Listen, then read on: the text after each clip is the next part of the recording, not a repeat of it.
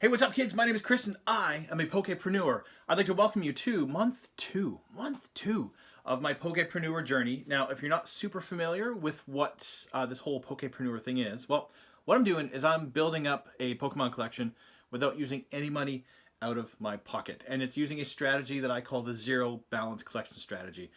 If you want to know more about it, link in the description going to the video that kind of explains the reasoning behind all of this, the goals, and what the heck I'm doing. The other thing we're looking at is a minimalist collection. I have a tendency to be hoarderish, and I don't want to be a hoarder. So I have to have what's called a minimalist collection. I have a very specific strategy, very specific things that I collect.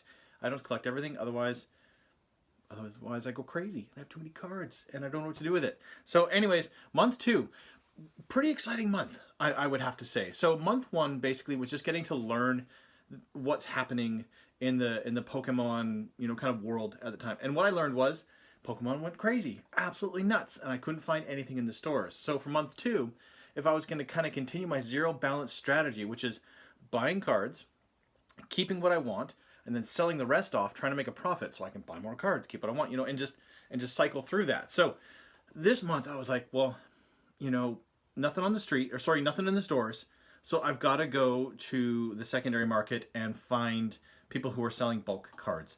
There wasn't really a lot of bulk cards for sale. Like the first month I did find a good bulk lot, but that was I thought that was luck. So anyways, what I did was, I thought, there's all these people ripping open Elite Trainer boxes, booster boxes, and things like that. They've got to have just a ton of bulk kicking around. So in one of the lots that I got previously, I had a bunch of Evolution cards, and I'm like, people love EV. So I put them up on Facebook Marketplace and said, hey, I've got these Evolutions, we'll trade for bulk.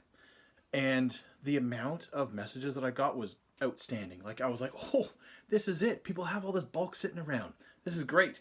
The only challenge is, most collectors, what do we do with bulk? Who needs all that bulk? I need bulk. And here's why. It's a heck of a lot easier to sell a whole bunch of bulk, in my mind anyways, to sell a whole bunch of bulk than just individual single cards. For two reasons. One, buying bulk is kind of what I need because I'm deck building, right? I want to be building decks, so I need bulk cards.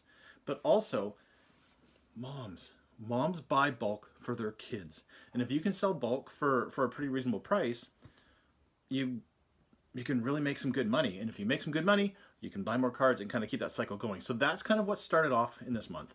My main goal was basically trying to figure out what type of configuration people wanted and kind of what the cost per card people were actually willing to pay when I listed bulk for sale. So anyways, I'm going to go into the spreadsheet and give you guys some details, some exact numbers, and kind of show you what happened during month number two.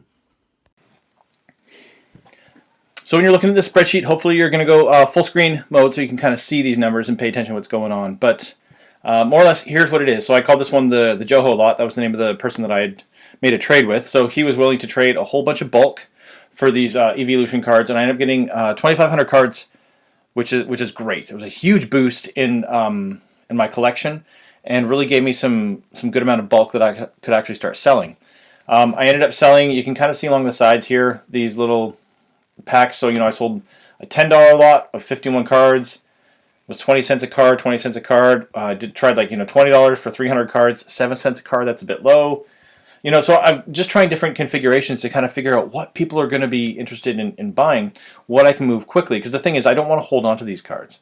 I want them to move quickly so I can continue to buy stuff so I can have more stuff for my collection. So I did end up selling quite a few cards, and I ended up having $100 in profits. So I purchased again from Infinity, which was a card store in Vancouver. 560 cards, so some bulk plus some V cards. And actually, as always, just to remind you guys, these are all in Canadian funds because I'm doing business here in Canada. So if some of these numbers do seem kind of weird and odd, different, it's because they're in Canadian funds and not American funds. There's a slight difference in terms of exchange rate. So just a heads up on that. All right, so for the month, I spent $100, acquired just over 3,000 cards, paying 3 cents per card. Now, because I did a trade there, my cost per card, which is kind of what my main measurement metric is, was super duper low. So it really says, down the road, if you want to get bulk cards that you can kind of sell and do the same thing and kind of create these little packages, trading is a fantastic way to acquire bulk. So over here, I ended up selling $225 worth of cards. Ended up being 15 cents per card. So my profit this month was really looking at 12 cents per card, which is absolutely fantastic in my mind. So all told, like pretty good progress for month number 2. Just kind of getting an idea, understanding the landscape of what's happening, and I just want to go over here and show you kind of I've got also the collection total. So for this month, we've got a list of all the expansions and kind of the number of cards that I was able to acquire. So again, what I'm only picking up is basically the holo version of one of each card in each set. So of course, I've got 2 holo Sword and Shield cards, 2 Darkness Blades, like not huge. Most of the stuff I got was from Battle Styles and Chilling Reign.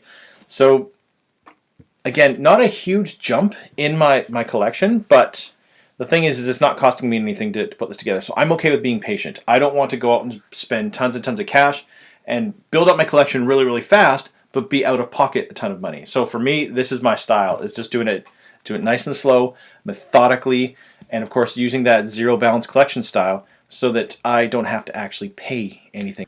So in wrapping up month 2, I had $125 in my pocket to move to the next month, which is fantastic. So I've got some cards in my collection, got some money in my pocket to spend for next month.